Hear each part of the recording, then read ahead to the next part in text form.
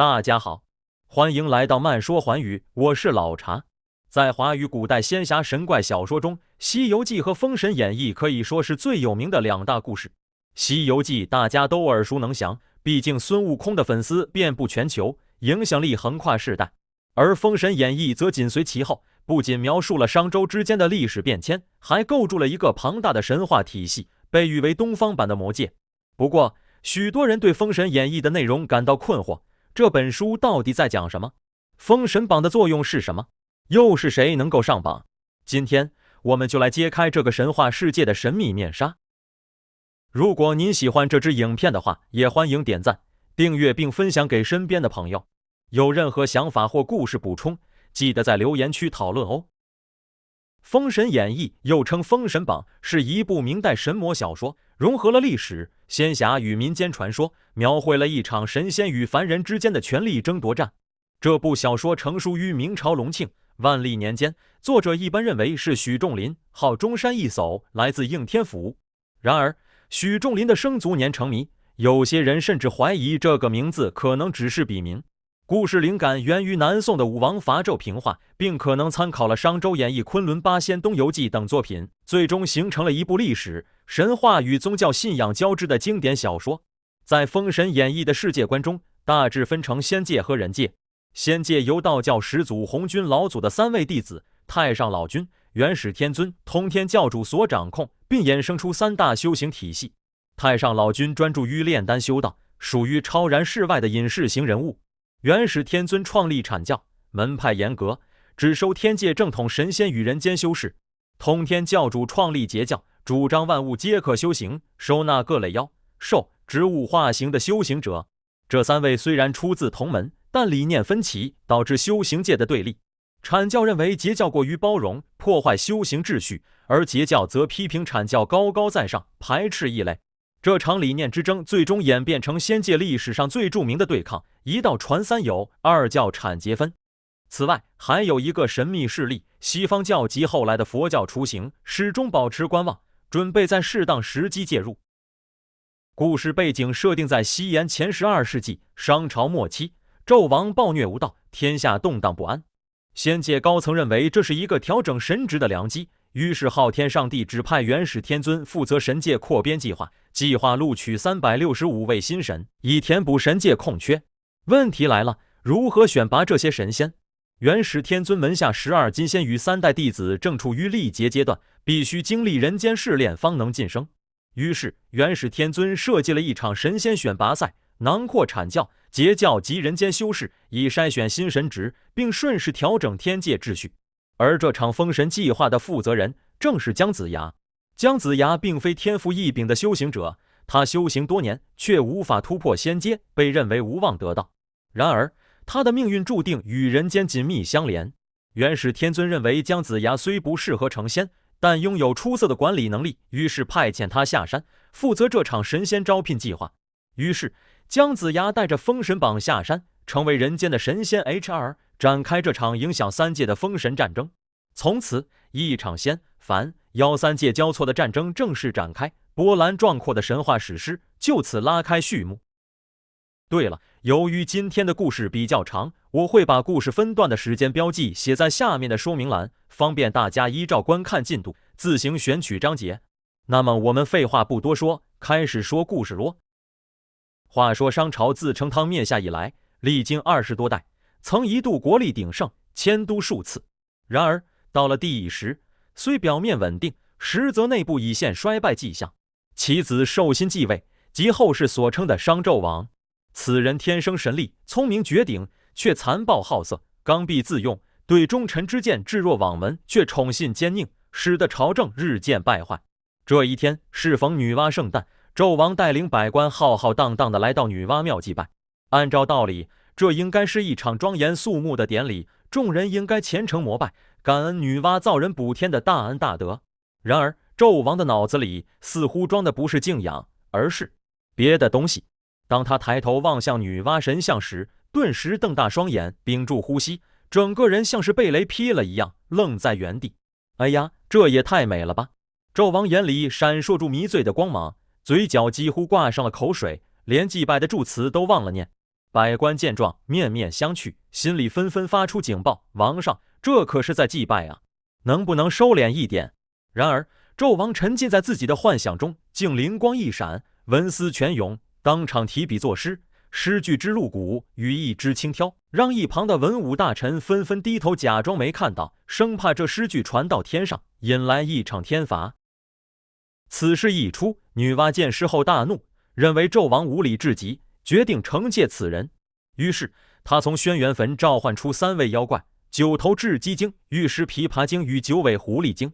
孩子们前往朝歌作乱，但切记不可伤及无辜百姓，只需让纣王彻底沉迷，无心朝政即可。女娲冷然下令。另一方面，纣王自从祭拜女娲回来后，满脑子皆是神像的绝世美貌，终日魂不守舍。奸臣费仲察觉纣王心思，立刻上前献策：王上若觉寂寞，不如下诏广选天下美女，充实后宫。纣王听后顿时眼前一亮，立刻下旨，各地官员随即开始搜寻佳人。而此时冀州侯苏护之女苏妲己被列入名单。报，侍臣禀告，苏妲己美若天仙，王上可考虑召入宫中。哦，这般美丽！纣王闻言兴奋不已。然而苏护听闻此事后怒不可遏，大声斥道：岂有此理！我女儿怎可送入宫中供纣王玩弄？这是让我苏家蒙羞。于是苏护当场拒绝圣旨，并举兵反抗。纣王闻讯大怒，当即拍案而起，怒吼道：苏护这匹夫竟敢抗命！崇侯虎速领兵征讨，镇定要将苏妲己带回宫中。而此时远在轩辕坟的9尾狐狸精听闻此事，轻轻一笑，眼中闪过狡黠的光芒，天赐良机，这可是潜入宫廷的绝佳时机。趁着苏妲己进京的途中，9尾狐狸精悄然施法，夺舍其身，从此以苏妲己的模样进入王宫。进宫后，妲己轻移帘布，眉目含情，举手投足皆是风情万种。纣王见状，立刻神魂颠倒，沉醉其中。妲己轻声细语，时而娇嗔，时而浅笑，举手投足间皆是魅惑之力，使得纣王愈发沉迷。王上，妾身为您准备了一场盛宴，不知可愿一赏？妲己轻声细语，眼波流转。于是后宫之中歌舞不休，酒池肉林，夜夜笙歌，而朝堂之上则是一片混乱，忠臣忧心忡忡，奸佞趁机得势。自此商朝正式踏上衰亡之路。当纣王沉迷于酒色之时，远在终南山的云中子察觉到朝歌妖气冲天，心生警觉。商朝气运衰微，妖气弥漫，恐有祸乱降临。于是他带上宝剑，亲赴朝歌，欲破妖邪。纣王见有仙人来访，倒也恭敬有礼。云中子严肃地说道：王上，后宫妖气冲天，并非祥瑞之兆。这柄宝剑乃仙家法器，请挂于御花园大树之上，便可镇压妖邪。纣王虽然贪恋美色，但内心仍对神仙存有敬畏，遂依言照办。岂料此举令妲己痛苦万分，整日恍惚不安。妲己见情势不妙，立刻施展柔情攻势，娇滴滴地向纣王哭诉：王上，那把剑阴森可怕，使妾身整日头昏眼花，夜不能寐，您能不能？纣王最见不得美人受委屈，当即大手一挥，烧了她，朕怎能让爱妃受苦？于是云中子的仙剑被焚毁，妲己也得以摆脱束缚，从此更加肆无忌惮，掌控朝政。随着妲己的势力增长，纣王对他更是言听计从。他设计害死贤淑的姜皇后，取而代之，成为正宫。同时他建造酒池肉林，使纣王日日沉迷于荒淫无度的生活。甚至妲己进一步怂恿纣王对姜皇后的2位皇子痛下杀手，欲断其后。然而就在行刑之际，2名皇子竟被神秘人救走，为日后的复仇埋下伏笔。在商朝魏臣，日子过得比踩在薄冰上还要惊险刺激。比如可怜的商容，竟然直接选择了头锤大殿，当场撞死。而大夫赵启只是多说了2句，就被当庭刨落，变成了人形烤肉。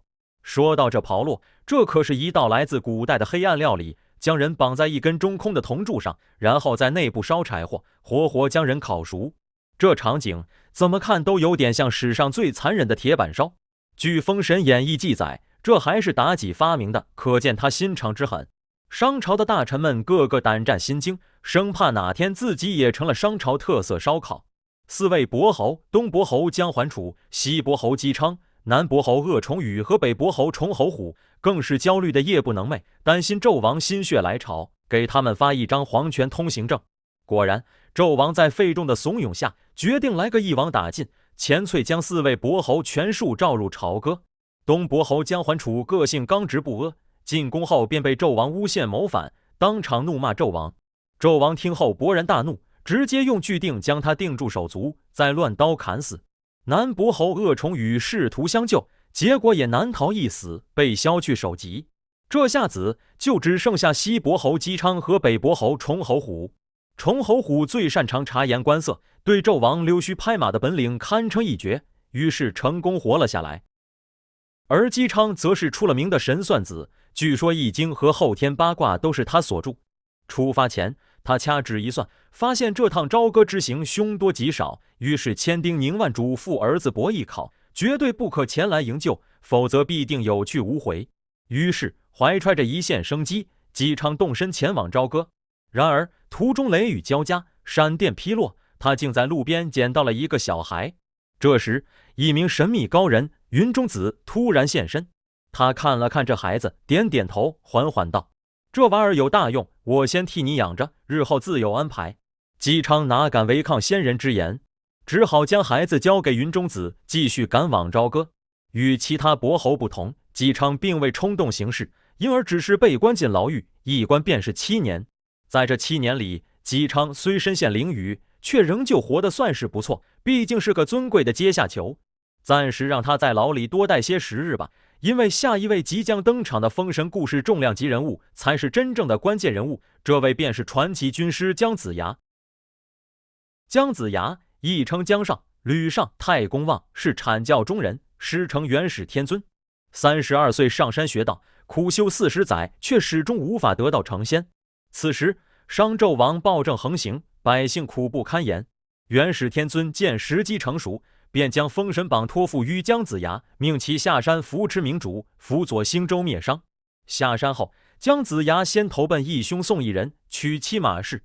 可这一段历史在正史中并无记载，多是民间传说。在宋义人的帮助下，他曾在朝歌当过屠夫，开过酒馆，卖过扁食，甚至最后还当街摆摊算命。某日，他在摆摊算命时，遇到了轩辕坟3妖之一的玉石琵琶精。这妖精存心戏弄姜子牙，结果被他一眼识破妖身，当场揭穿，并且在纣王面前让他现出原形。纣王对此事颇感兴趣，还对姜子牙另眼相看，但这一举动却让妲己视他为眼中钉，从此结下梁子。妲己心生毒计，画了一座露台的设计图呈给纣王，劝说纣王命姜子牙建造。纣王将图纸交给姜子牙，强令他造出此楼。然而姜子牙看了设计后，直言：“臣无此才能，恐难胜任。”纣王大怒，认为他推脱，不愿效力。妲己趁机添油加醋，劝纣王除掉姜子牙。纣王大手一挥，准备将他处死。可姜子牙毕竟是元始天尊的门徒，当场施展土遁术，成功逃往西岐。到了西岐后，姜子牙开始在渭水河畔钓鱼，这便是民间流传的太公钓鱼，愿者上钩的典故。但此时他真正想钓的鱼还在朝歌的牢狱之中。与此同时，西伯侯姬昌之子伯邑考带着西岐3宝前往朝歌，试图营救被囚禁的父亲。这3宝分别是七香车、行九毡和白面猿猴。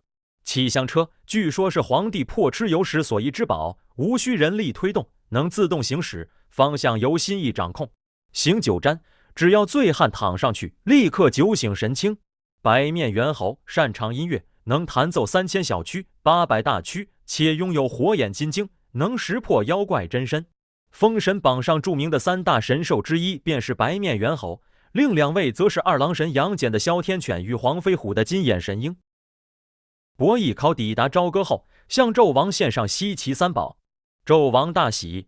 然而妲己更为欣喜，他见伯邑考俊美非凡，才艺双全，于是请求纣王让伯邑考教他弹琴。然而在弹琴之夜，妲己竟想勾引伯邑考，却遭拒绝。愤怒的妲己反咬一口，诬陷伯邑考意图非礼。